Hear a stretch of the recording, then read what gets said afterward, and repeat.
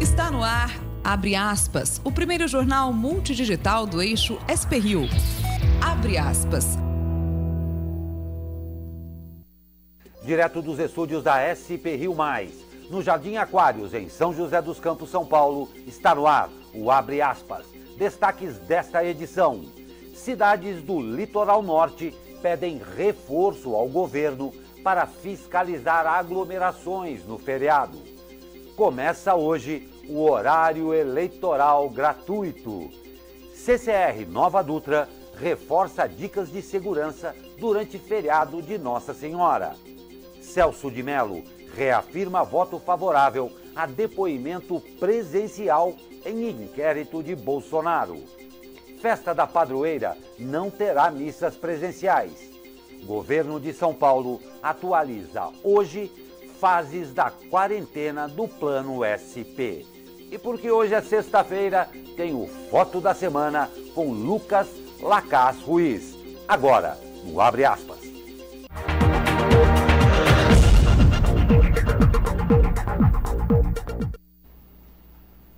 Olá, eu sou Glauco Turzi e começamos com o Abre Aspas desta nublada sexta-feira. Comigo, Douglas Cruz. Bom dia, Douglas. Bom dia, Glauco. Vamos aí para mais uma sexta-feira, hoje com chuva aqui no Abre Aspas, né? Sempre ressaltando que o Jornal Abre Aspas é um jornal colaborativo e conta sempre com a sua participação. Como você pode fazer isso? Através do WhatsApp. O telefone é o 991072833, telefone direto de contato aqui com a redação da SP-Rio+, ou através aí do Facebook do nosso parceiro Jornal Vale, Facebook também da SP-Rio+, e YouTube da SP-Rio+. Assim como já fez aqui nos comentários o Valderi Teixeira, que mandou aqui bom dia e ótima semana para você também, Valderi, a Eugênia Minicucci, a Heloísa Andrade, que mandaram aqui bom dia pra gente. Continue interagindo aqui conosco durante o Jornal Abre Aspas. Uma ressalva aqui, né, Douglas? A gente acabou de falar bom dia para você que nos acompanha ao vivo por todas essas possibilidades que o Douglas acabou de falar, mas a você que nos vê aí na Sync TV, boa tarde, boa noite, nas reapresentações desse jornal. Lembrando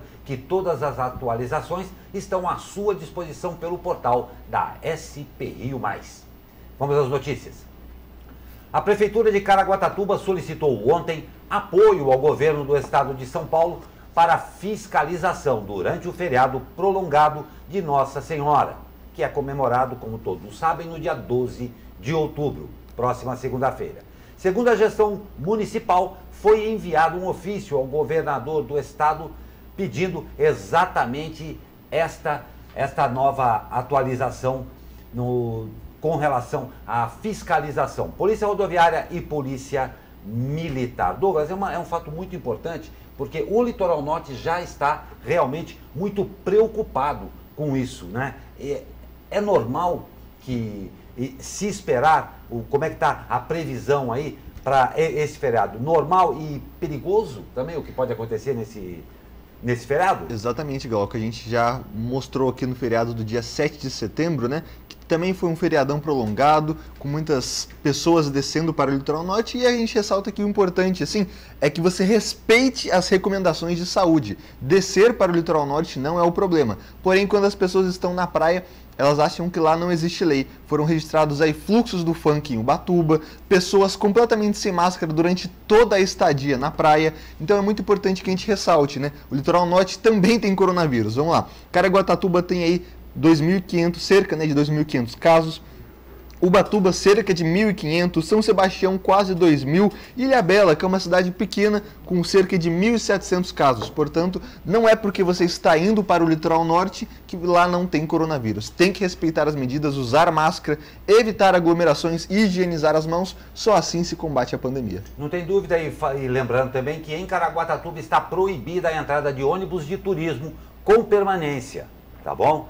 Protocolos sanitários, como o uso de máscara de proteção facial em todos os estabelecimentos e locais públicos, cumprimento ao horário de funcionamento de bares, restaurantes e quiosques, além do distanciamento social, devem ser cumpridos. Então, muita atenção a tudo o que está acontecendo.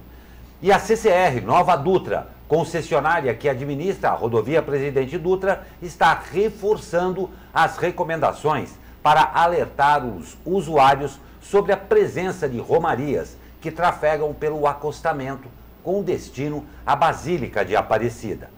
Segundo a CCR, painéis de mensagens variáveis colocados na rodovia e faixas instaladas trarão orientações aos veículos e aos romeiros em pontos estratégicos da rodovia.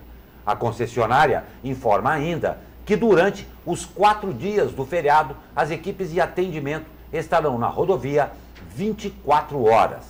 O motorista ou romeiro que precisar de auxílio pode acionar os serviços de atendimento pelo telefone 0800 017 3536 ou pelos 804 call boxes, que são aquelas caixinhas que parece uma caixinha que você vê na estrada, instalado aí nos 402 quilômetros da rodovia. A CCR Nova Dutra recomenda a utilização da Rota da Luz SP, um caminho mais seguro para esta manifestação de fé. Além de recomendar, preste atenção, a caminhada no sentido contrário ao tráfego em linha indiana e somente durante o dia. A utilização de roupas claras e coloridas. A interrupção durante as chuvas. Os riscos são maiores com pista molhada. Veículos de apoio estacionados não devem ficar no acostamento e sim fora da rodovia. E manter a atenção sempre. Um lembrete muito importante da CCR. A rodovia é um espaço para veículos, não para pedestres.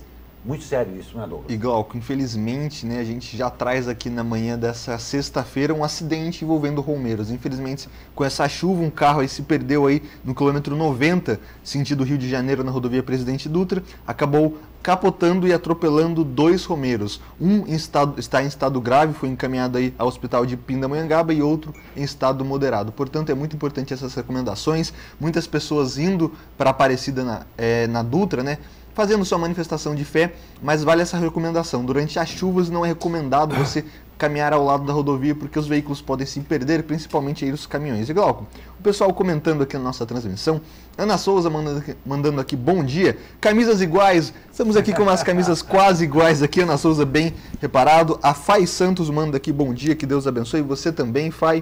Deixa eu pegar aqui mais alguns comentários.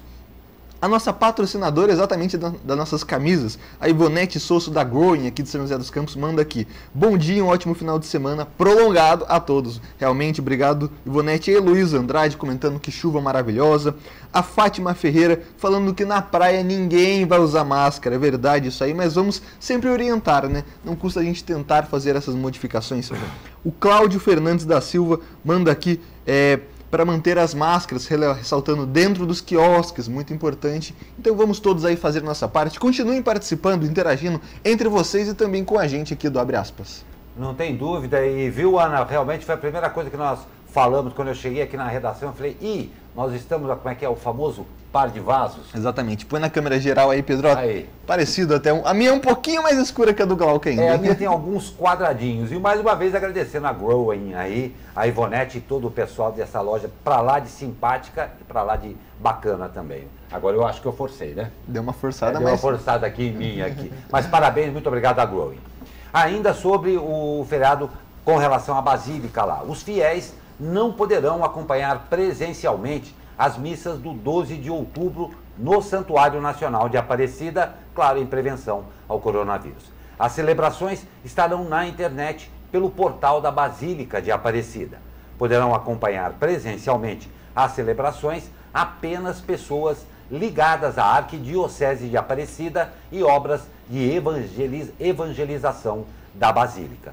O fiel não poderá participar das missas, mas poderá visitar espaços do templo. É importante lembrar que o decreto municipal de Aparecida limita o público a ser recebido simultaneamente. A Basílica de Aparecida pode receber 6.000 pessoas simultaneamente. Segundo o decreto municipal, o templo pode disponibilizar 35% das vagas para veículos, o equivalente aí a 2.000. A programação virtual terá às 7 horas a missa das crianças na Basílica Velha, às 9 horas a missa solene na Basílica de Aparecida. 12 horas, Ângelus e missa na Basílica Velha. 15 horas, consagração solene na Basílica Velha. E o encerramento às 18 horas, com missa no Santuário Nacional. Glauco, é importante reforçar que a CCR Nova Dutra, né, que faz esse controle da rodovia Presidente Dutra, por conta da pandemia exatamente do coronavírus, não vai realizar aí essa estimativa aí de público dos romeros ou aí da chegada da Aparecida.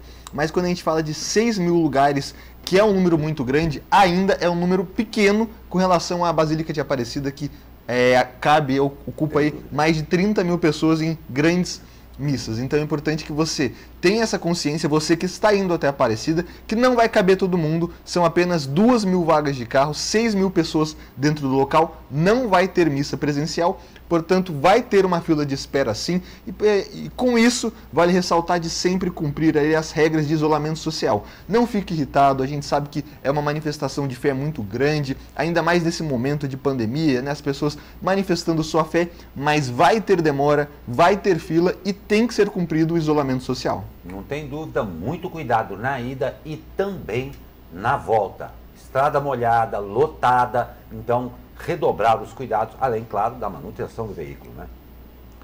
A Prefeitura de Taubaté publicou ontem 2 novos decretos que liberam a retomada da Feira da Barganha e a abertura de comércios aos domingos e feriados. Para a tradicional feira de escambo, a liberação é válida aos domingos das 7 às 14 horas. Só poderão participar ambulantes e comerciantes já cadastrados.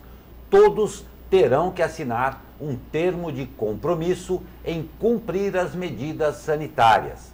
O uso de máscara será obrigatório, assim como de álcool gel 70. A distância mínima entre as pessoas deverá ser de 2 metros e as máquinas de cartão deverão estar envoltas em plástico e serem higienizadas após cada uso. De acordo com o decreto, será permitido o comércio somente de produtos característicos da tradicional feira, como objetos usados, pessoais ou de uso doméstico. No novo decreto, adegas, restaurantes, padarias, cafeterias, lanchonetes, bares e choperias ficam autorizadas a funcionarem aos domingos e feriados. Indiscutivelmente deve estar sendo ansiosamente esperado o retorno aí da Feira da Barganha, não é, Douglas? Exatamente. Agora, um local que tradicionalmente também vai ser difícil o cumprimento de todas essas regras. Vamos ver se vai ter fiscalização também, né? Exatamente, é um local que geralmente reúne muita aglomeração, muitas pessoas aí nas compras e nas vendas. E Glauco, Taubaté tem uma coisa muito bacana no site da Prefeitura, que é o termômetro da quarentena. Nesse momento, o termômetro da quarentena em Taubaté está marcando aqui risco médio a alto de contaminação. Por quê? Porque o isolamento social está em 37%, a internação aí nos leitos de UTI dos hospitais públicos está em 65%, a cidade tem 6.253 casos confirmados e 135 óbitos. Portanto, vale ressaltar que a pandemia ainda não acabou. Os comércios realmente têm que abrir.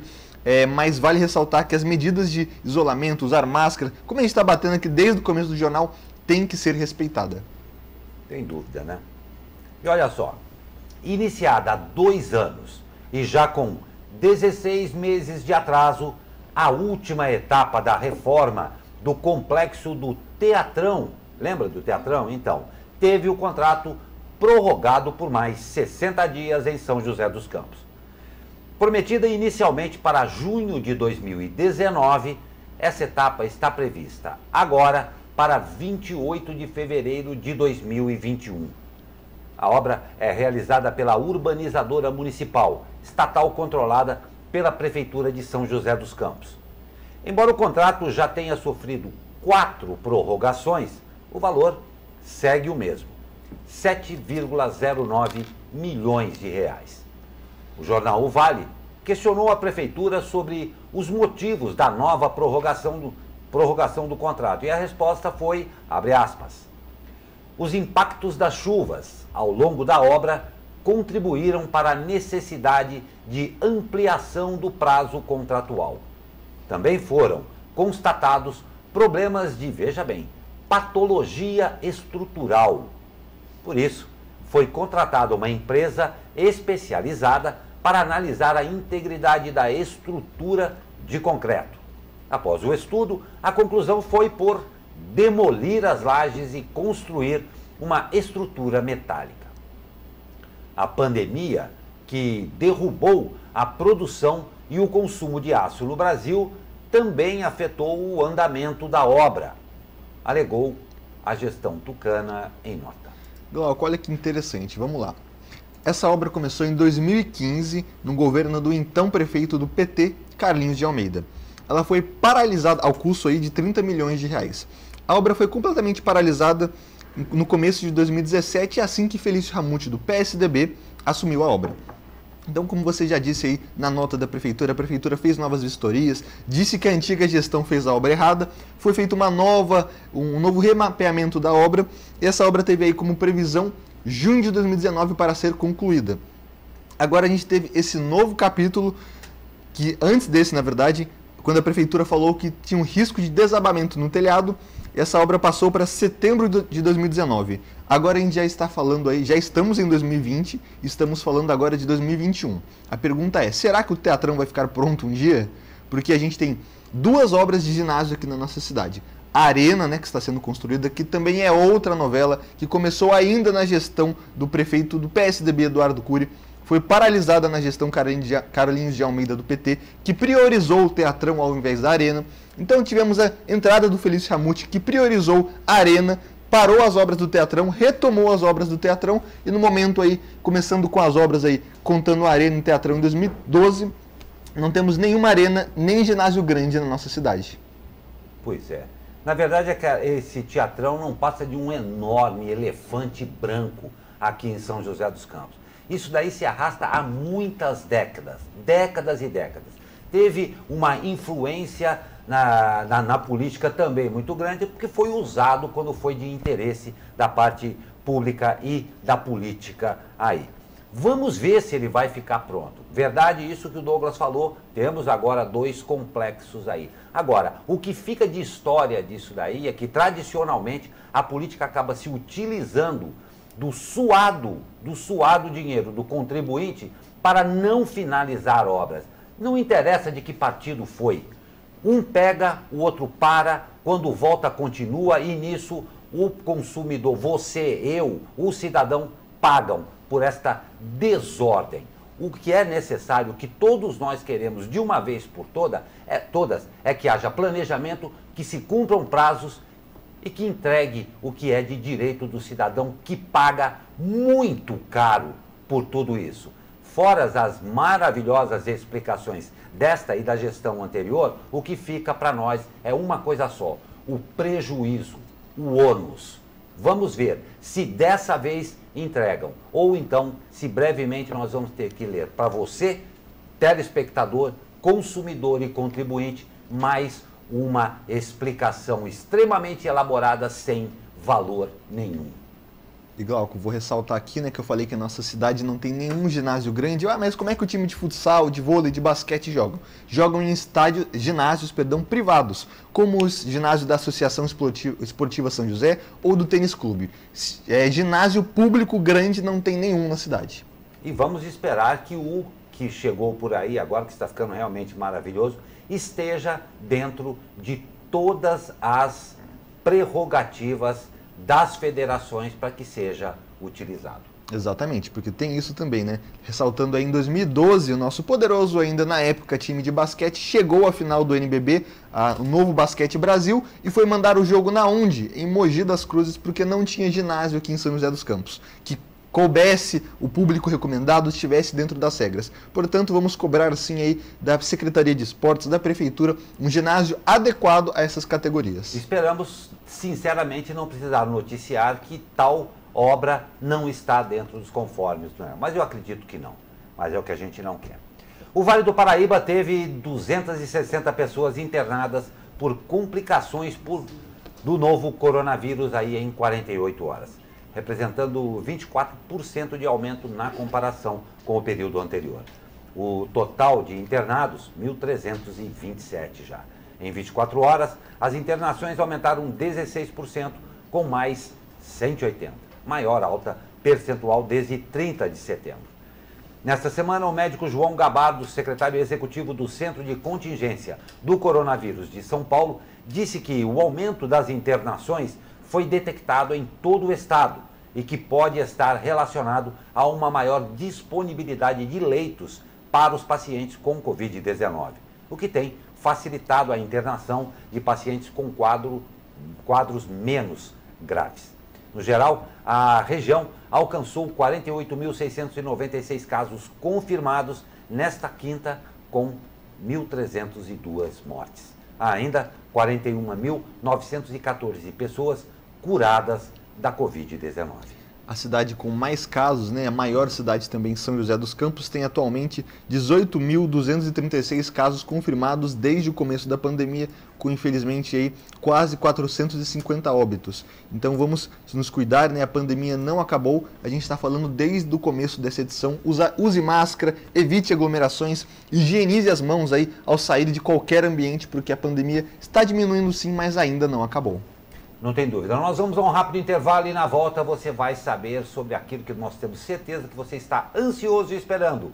O horário eleitoral gratuito, além de outras notícias. Fique com a gente.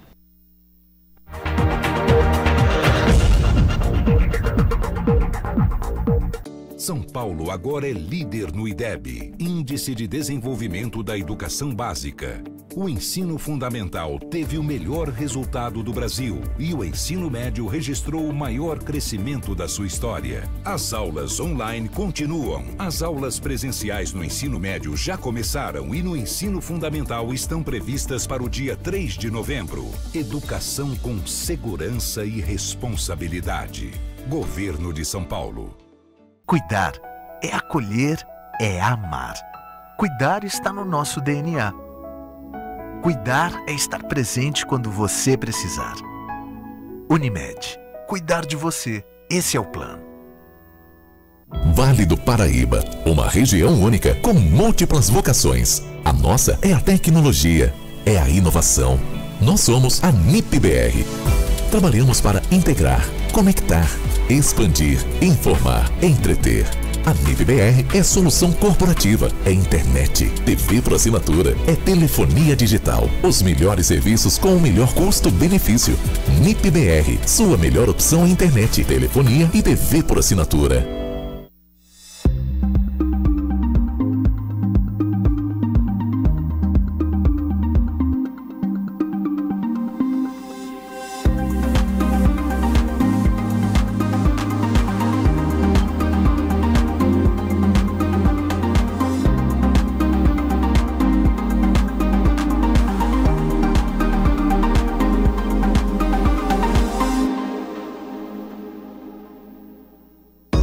Nossas escolhas nos levam aonde almejamos chegar. Vestibular Univap 2020. Univap. Essa é a minha escolha.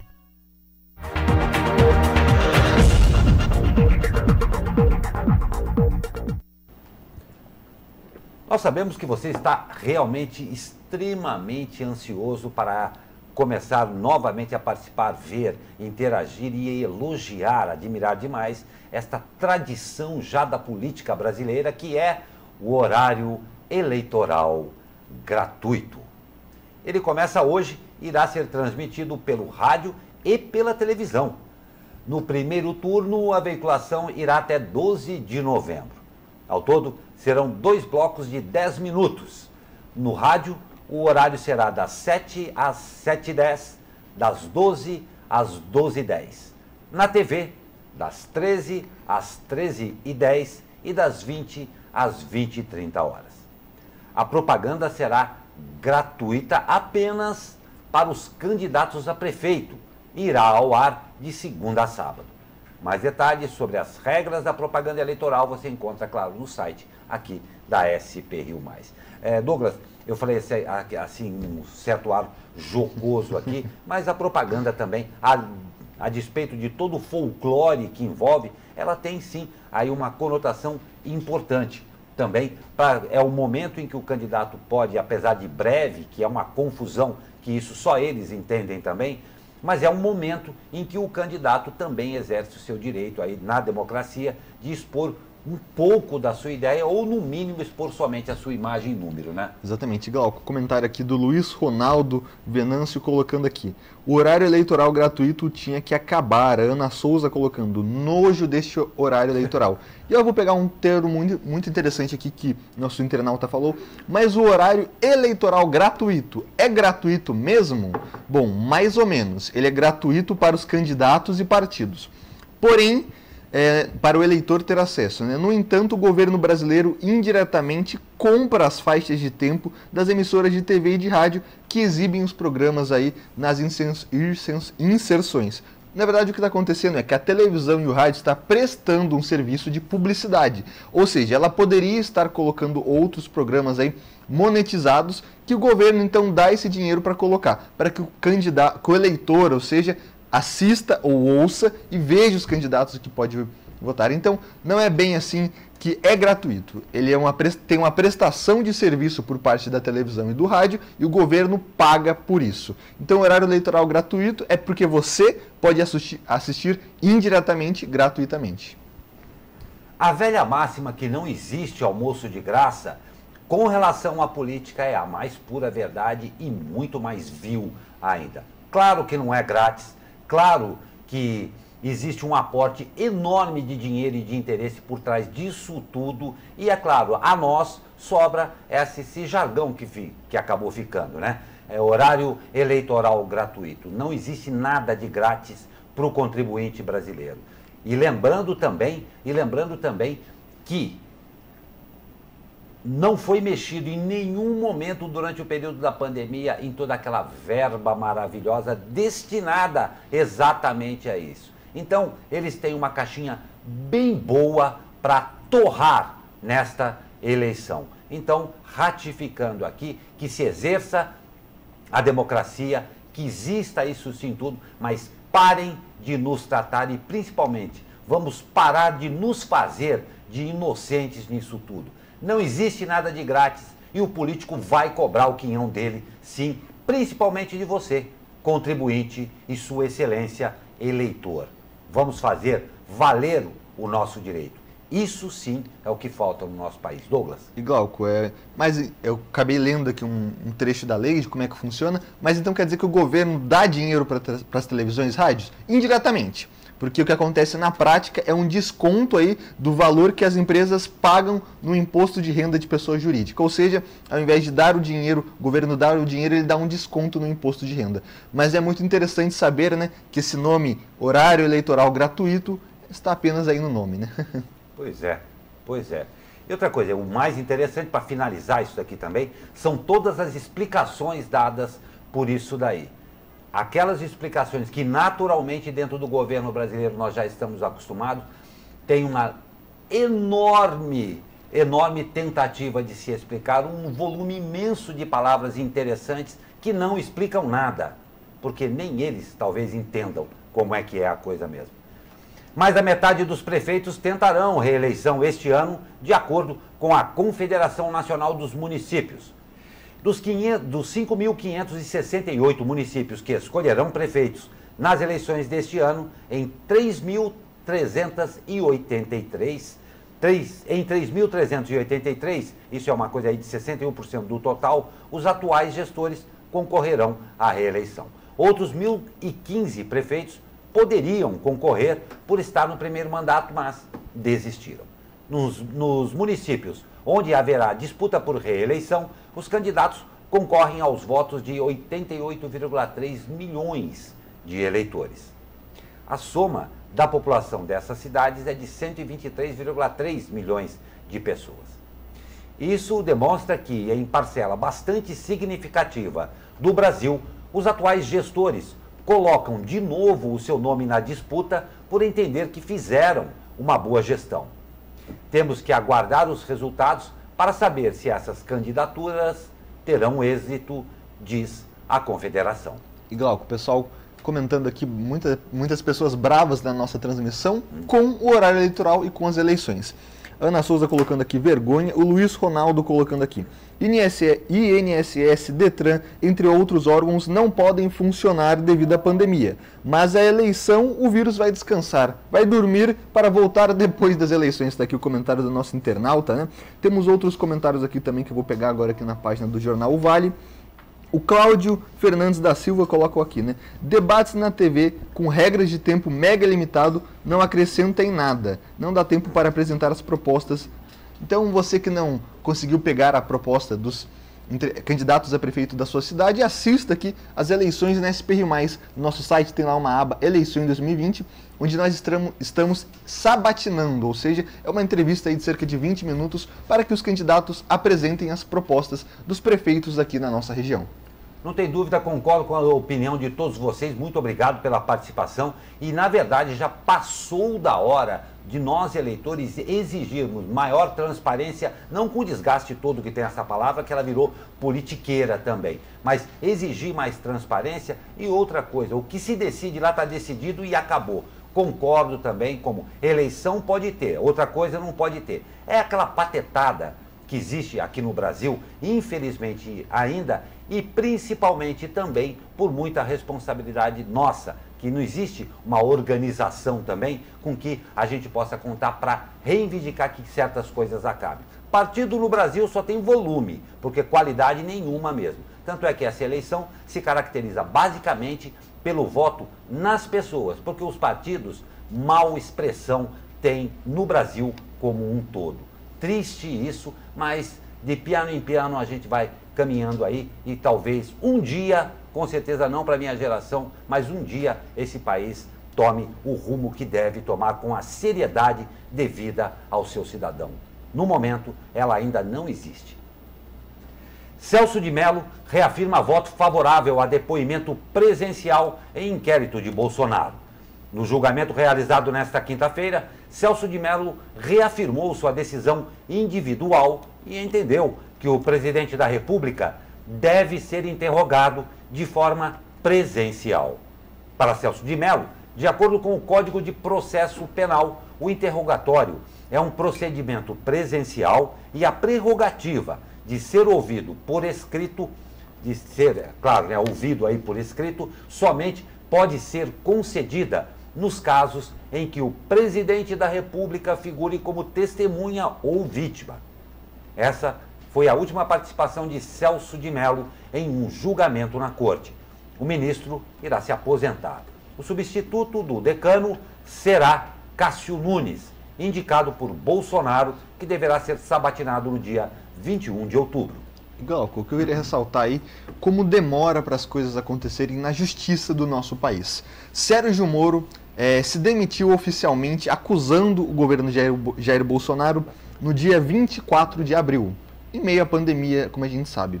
A gente está hoje, deixa eu pegar, dia 9/10, mais de 5 meses depois, quase 6 meses depois, esse julgamento ainda... Julgamento não, as investigações ainda estão acontecendo, está se debatendo-se como deve ser aí o depoimento do presidente Jair Bolsonaro, sendo que isso aconteceu há 5 meses atrás. Se tivesse alguma prova, que a gente diria assim, quente no momento, essa prova já teria sido apagada. Enfim, vamos aguardar como é que vai ser esse julgamento, essa investigação primeiro para depois do julgamento, e como a justiça é lenta aqui no nosso país. Lenta, muito lenta. E vamos acompanhar, porque mais uma vez nós vamos noticiar isso tudo sempre baseado na verdade e em fatos, claro, sempre verificados, mas vamos observar o tamanho das justificativas que haverão até a finalização disso aqui, se é que vai haver finalização. Assim caminha o Estado brasileiro. O Ministério da Saúde quer 140 milhões de doses de vacinas para a Covid-19. O número é estimado para o primeiro semestre de 2021. O governo anunciou em coletiva que pagou a primeira parcela da iniciativa COVAX Facility, no total de 830 milhões de reais, aí de um montante total de 2,5 bilhões de reais. As doses da vacina têm duas fontes de fornecimento. O acordo fechado com a iniciativa COVAX Facility, que é uma aliança global que visa acelerar o desenvolvimento de vacinas contra a Covid-19, e o contrato com o AstraZeneca, em parceria com a Universidade de Oxford. Além disso, o governo visa produzir a vacina contra a Covid-19 em território nacional até o fim do ano que vem, com a transferência da tecnologia prevista no contrato da vacina de Oxford. Glauco, se isso acontecer aí até o semestre de 2021, nós teremos aí a população brasileira, essa vacina vai atingir cerca de 65%, 66% aí da população brasileira, que está estimada pelo IBGE em 211,8 milhões de pessoas. E a cidade de São Paulo deverá entrar na fase verde da quarentena. A atualização estadual acontece hoje. Em nota, Bruno Covas disse: considerando todos os 5 indicadores que o governo leva em consideração para analisar em que fase uma região se encontra, a expectativa é que estejamos com todos podendo ser classificados na fase verde entre os dias 20 de setembro e 10 de outubro. Atualmente, São Paulo atende a 4 dos 5 critérios utilizados pelo Estado para definir a classificação de uma região. O 12 aqui, o Brasil registra mais 27 mil casos, é a notícia a seguir. Eu queria fazer uma pergunta para você, Douglas. Diga. Existe uma ansiedade muito grande aí com relação a, claro, a flexibilização do Plano São Paulo aí. Com relação ao interior, cabe também às prefeituras determinarem em que fase as cidades vão fazer essa flexibilização. Com relação ao Vale do Paraíba, quais as cidades aí que estão, vamos supor, mais adiantadas nesse processo aí, segundo a sua ótica? Podemos afirmar que são as cidades do litoral norte, né? São Sebastião, Caraguatatuba, Ilhabela, Ubatuba, né? São cidades que tomaram a frente, já tem aí medidas como, por exemplo, Ilhabela já liberou 100% do hotel. Todos os dias da semana os comércios podem abrir até 10 horas da noite em todas as cidades aí do litoral norte. Então as cidades aqui da região que tem a maior flexibilização são as do litoral norte. As cidades com a menor flexibilização na região são as do Vale Histórico, Guaratinguetá, Aparecida, por exemplo, são cidades que tiveram aí os casos crescendo depois que as grandes cidades como São José dos Campos, por exemplo. Então é importante a gente ver essa notícia aí no período estadual, né? A maior cidade do estado, que é São Paulo e também do Brasil, deve ter aí uma mudança para a fase verde, que permite, por exemplo, a realização de eventos com o público. Então é muito importante a gente se atentar a essas notícias. E Glauco, o pessoal aqui está comentando, a Ana Souza já ficou brava aqui. Um povo formado por presos de Portugal não daria certo. Implodir este país. Calma, Ana Souza, ainda temos muito aí para frente, mas a gente entende com certeza a sua indignação. O Luiz Ronaldo Venâncio pergunta: essa vacina realmente já pode ser usada com segurança? Neste momento não, Luiz, porque a vacina ainda não passou pelas 3 fases de teste. Ele ainda comentou, né? Toda vacina leva normalmente 2 anos para se dizer que é segura, exatamente. Essa do coronavírus está passando pelas 3 fases de testes adiantadamente, ou seja, os testes estão sendo mais rápidos. Mas se sabe já que ela não terá 100% de eficácia. Alguns falam aí na casa dos 90% para a vacina da Johnson, outros para casa dos 50% para a vacina do Coronavac chinesa. Então é importante a gente ficar atento, principalmente com a segurança e confiabilidade das vacinas. Absolutamente relevante a sua observação, Luiz, e já existe isso daí latente entre todos nós, uma certa insegurança no que diz respeito. Perfeito isso daí que você falou, realmente é um prazo mínimo que se tem aí para a efetividade, se testar a efetividade de uma vacina. O que o Douglas falou é correto também, mas uma coisa a gente precisa ficar muito atento. Não deixar também que o disse que disse acabe criando aí por si só um desconforto e outra coisa, um risco muito grande para a população. Essa vacina é necessária, dada a pandemia também houve, a gente tem que dar esse crédito, um esforço concentrado de grandes centros de pesquisa, não se trata de uma coisa jogada também. A insegurança, claro que existe. A efetividade já está sendo dita que ela vai ser aí por volta dos 90%. Mas há também, a gente tem que dar um voto de confiança a todos esses envolvidos nisso daí também. E a gente tem que principalmente sair dessa pandemia. Mas foi muito bem lembrado, o Luiz, mais um problema muito sério que essa pandemia trouxe a todos os lugares por onde ela passou, ou seja, o mundo inteiro. Uma insegurança por parte de todos os povos com relação às suas lideranças, que num momento como esse mostraram a fragilidade e a vulnerabilidade para tratar de um assunto que era diretamente ligado, aí sim, à saúde pública. Isso ficou muito evidente e nós vamos ter que passar por isso, esperando sinceramente que mesmo com 90% de efetividade, ela venha para dirimir, acabar com esse problema, porque o mundo, e particularmente nosso país, precisa andar. O Brasil registra mais 27 mil casos e 729 mortes por Covid-19. O balanço eleva o total de infectados para 5.028.444, enquanto o número de óbitos chega a 148.957. O Brasil é o terceiro país com o maior número de casos, ficando atrás apenas dos Estados Unidos, que tem aí 7,6 milhões de casos, e da Índia, com 6,9 milhões. E é o segundo com o maior número de mortes, ficando atrás dos Estados Unidos. São Paulo é o estado brasileiro mais atingido pela pandemia, aí, com 1.022.404 casos e 36.884 mortes. O total de infectados no território paulista supera o dos registrados em praticamente todos os países do mundo, exceto Estados Unidos. É difícil isso mesmo, hein? Ao todo, mais de 36,5 milhões de pessoas contraíram o coronavírus no mundo, enquanto mais de 1,06 milhão morreram em decorrência da doença, segundo contagem mantida pela Universidade Johns Hopkins. Pois é, números aí avassaladores não só no Brasil, mas no mundo inteiro, né?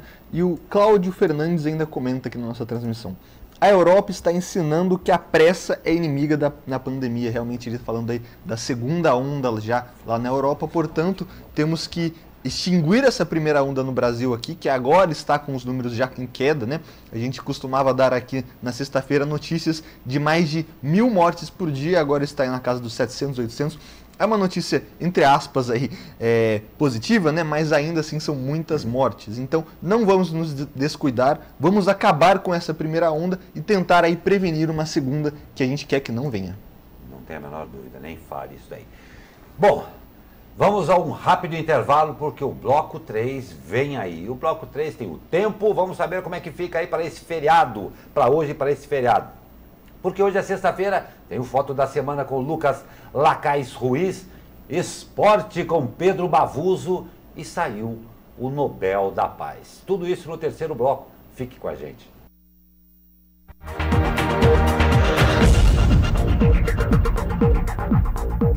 São Paulo agora é líder no IDEB, Índice de Desenvolvimento da Educação Básica. O ensino fundamental teve o melhor resultado do Brasil e o ensino médio registrou o maior crescimento da sua história. As aulas online continuam. As aulas presenciais no ensino médio já começaram e no ensino fundamental estão previstas para o dia 3 de novembro. Educação com segurança e responsabilidade. Governo de São Paulo.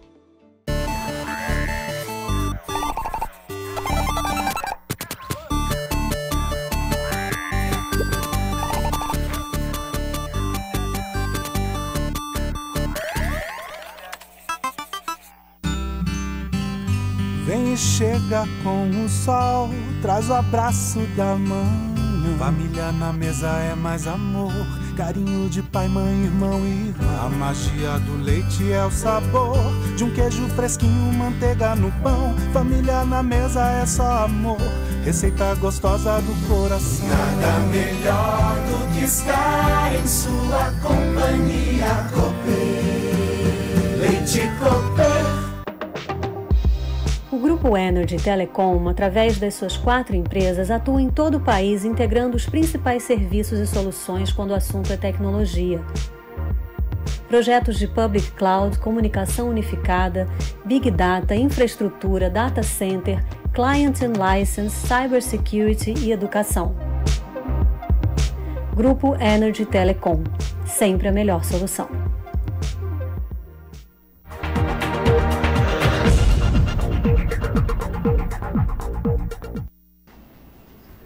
Pois é, sexta-feira com gosto de double, porque afinal, como tem o feriado, você pode escolher ou 2 sábados ou 2 sextas-feiras. Eu particularmente prefiro a sexta-feira, que é o dia mais legal da semana.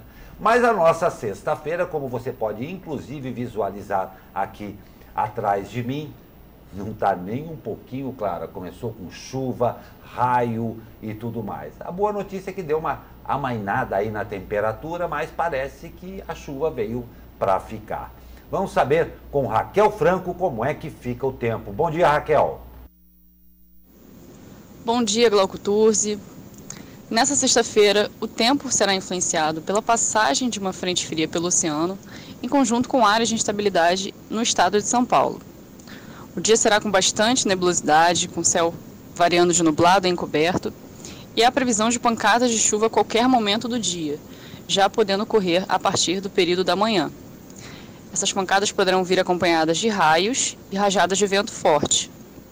Hoje, as temperaturas ficarão estáveis em relação a ontem, com máxima prevista para a capital paulista e Vale do Paraíba de 28 graus, para o litoral máxima de 27 e Serra da Mantiqueira máxima prevista de 25 graus. No fim de semana, ainda há condições para chuva fraca a moderada na madrugada do sábado. No restante do sábado e até o final do domingo, não há mais previsão de chuva, o sol volta a aparecer entre nuvens e as temperaturas ficarão amenas, em torno dos 24 graus.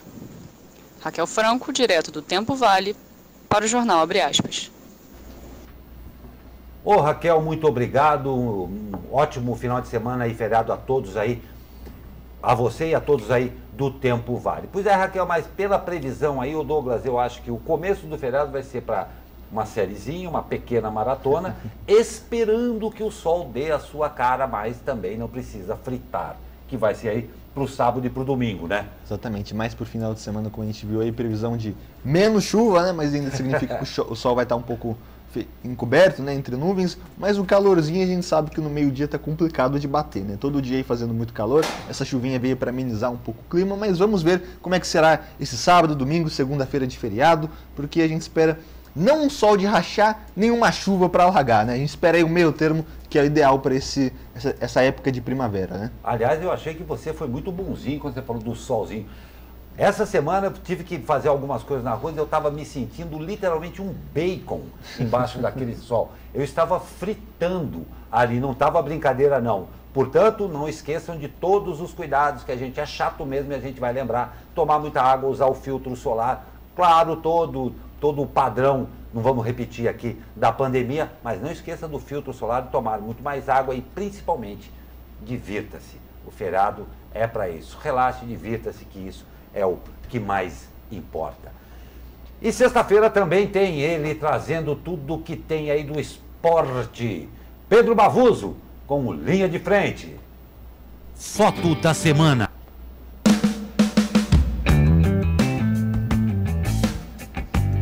Fala Glauco Turzi, Douglas Cruz, seguidores da SP Rio Mais e da Think TV. Está no ar o boletim esportivo Linha de Frente desta sexta-feira com os principais destaques do esporte no final de semana. E pela primeira rodada das eliminatórias para a Copa do Mundo de 2022, a seleção brasileira enfrenta hoje a Bolívia às 9h30 da noite na Neoquímica Arena em São Paulo. Uma das dúvidas para o técnico Tite será o craque Neymar, que sentiu dores na região lombar e deve ser desfalque para o jogo. O jogador do Flamengo, Everton Ribeiro, deve ser o provável substituto do camisa 10 da seleção. Já aqui na região, o Vôlei Taubaté quer garantir a sua vaga na grande final do Campeonato Paulista. Os taubatianos recebem hoje o Guarulhos às 9h30 da noite no ginásio do Abaeté. O time da região venceu o primeiro jogo na terça-feira e, com isso, precisa apenas de mais uma vitória para seguir sonhando com o heptacampeonato estadual. Caso haja vitória do Guarulhos, a partida será decidida no Golden Set, que é praticamente um set de desempate para ver quem vai à grande final do Campeonato Paulista. E será que hoje teremos grito de campeão? Pois é, Los Angeles Lakers e Miami Heat se enfrentam às 10 horas da noite pela quinta partida das finais da NBA. Caso vença o confronto, o time da Califórnia levantará pela 17ª vez o título de maior clube de basquete da América do Norte. E fechando o boletim desta sexta-feira, domingo é dia de Fórmula 1. com o Grande Prêmio de Eiffel na Alemanha. Até o momento, o inglês Lewis Hamilton lidera o campeonato com 205 pontos, seguido do finlandês Valtteri Bottas com 261. Bom pessoal, o Boletim Esportivo Linha de Frente desta sexta-feira vai ficando por aqui. Lembrando que essas e outras notícias você pode, claro, conferir no portal da SP Rio+. Eu vou ficando por aqui, desejando a todos um ótimo final de semana e um ótimo feriado. Pedro Bavuso para o Jornal Abre Aspas.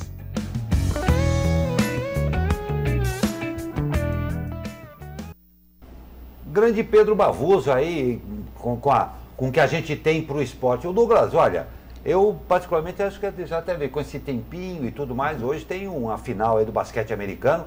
É um programa bom, hein, para hoje à noite, 10 horas da noite, né? Exatamente. E é essa sexta-feira vai ser diversificada, né? Se por um lado a gente tem o basquete americano numa final que é histórica, é um evento muito bonito, mesmo aí durante a pandemia, né? Os atletas isolados aí na bolha da NBA, lá no complexo da Disney. Ainda tem seleção brasileira para quem gosta de futebol. Oh, legal. E olha só que legal, no final de semana nós temos a oportunidade de 2 recordes quebrados. O primeiro, como o Pedro já falou aí há várias semanas, é o Lewis Hamilton na Fórmula 1, podendo se tornar aí o piloto com mais vitórias na história da Fórmula 1, ultrapassando o Michael Schumacher.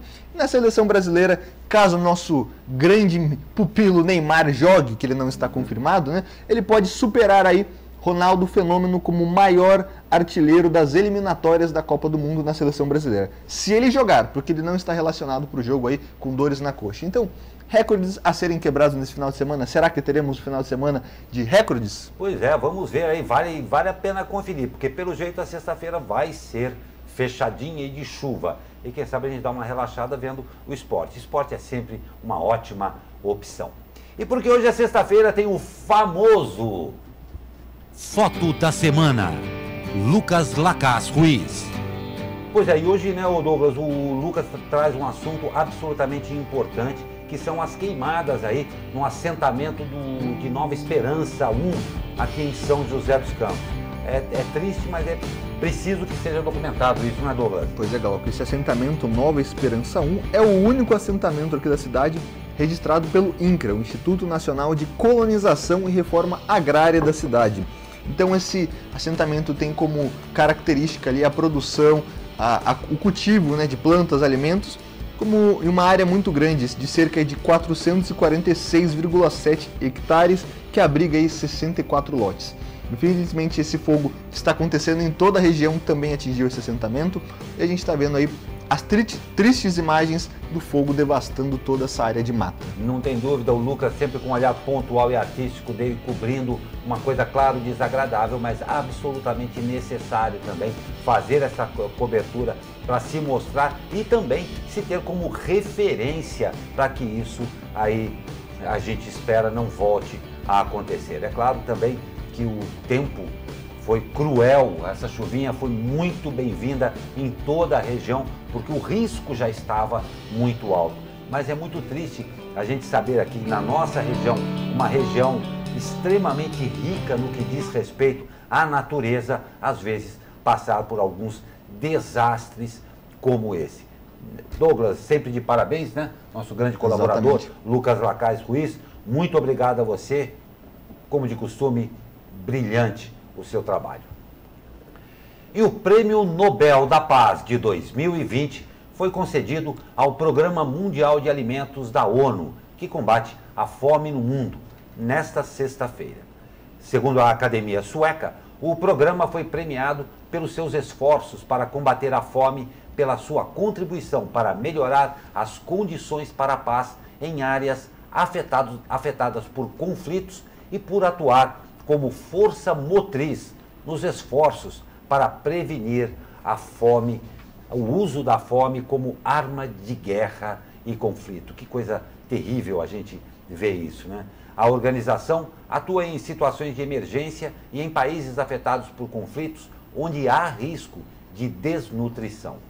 O porta-voz do Programa Mundial de Alimentos, Thomson Peary, disse que o prêmio para a agência é um momento de orgulho. Ele participava de um encontro semanal na sede das Nações Unidas em Genebra, quando foi surpreendido com o anúncio do Nobel. Uma instituição absolutamente séria que trata de uma coisa às vezes pouco noticiada, mas que é uma enorme vergonha para todos nós, seres humanos. Dirá mais ainda os diretamente envolvidos. Pessoas que não têm nada a ver com conflitos, que morrem de fome, às vezes simplesmente por uma picuinha de se fechar uma fronteira e a comida está lá e não chega a quem precisa. Triste momento do ser humano nessas horas. Exatamente, Glauco. Esse programa alimentar da ONU foi inaugurado em 1961, ou seja, é um programa aí de décadas que vem se prolongando e agora chegou aí a esse reconhecimento mais do que notável, né? E o vencedor do Nobel é decidido por um comitê eleito pelo parlamento aí da Noruega.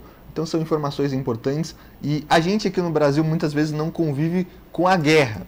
A gente tem uma guerra indireta, uma guerra entre o tráfico e a polícia, mas em países principalmente da África, do Oriente Médio, existe uma guerra civil acontecendo e com isso, como o Glauco bem detalhou aqui, as fronteiras fechadas, o pessoal não consegue se locomover, bombas explodindo, então está de parabéns aí a ONU e principalmente esse programa alimentar que ela tem. E um outro triste ponto é que desde que foi criado não faltou trabalho para esta divisão aqui da ONU e infelizmente cremos no curto prazo ainda não vai faltar Terão trabalho. Muito trabalho pela frente. Muito triste isso daí. E o que lemos a seguir corrobora.